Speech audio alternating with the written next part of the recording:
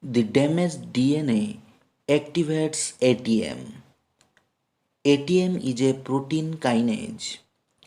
The active ATM then catalyzes the phosphorylation of MDM2 bound p53 protein. During phosphorylation, an ATP binds to p53 protein. ATP is then converted to an ADP and a phosphate group. The phosphate group is added to p53 protein. The ADP then leaves the p53 protein.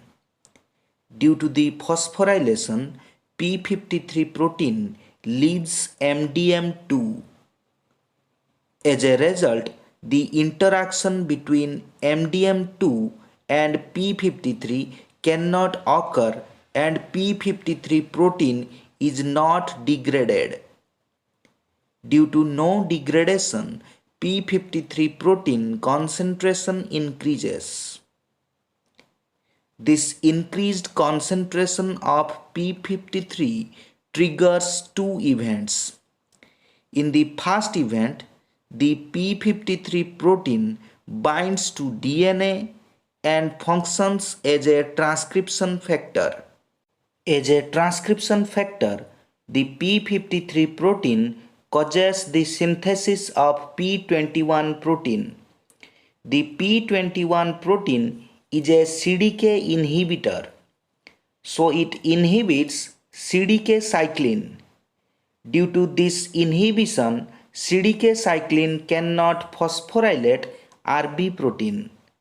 The unphosphorylated Rb protein leads to cell cycle arrest. In the second event, p53 protein binds to the DNA and also acts as transcription factor.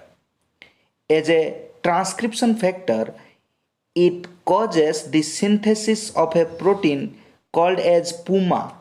PUMA stands for p53 upregulated modulator of apoptosis. PUMA then binds to an apoptosis inhibitor BCL2 protein.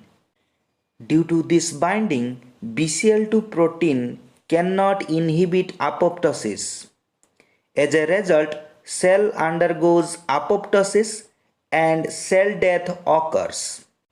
If no DNA damage occurs, MDM2 protein catalyzes ubiquitination of p53 protein.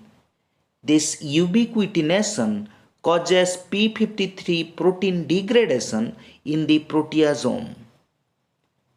Please like, subscribe and share.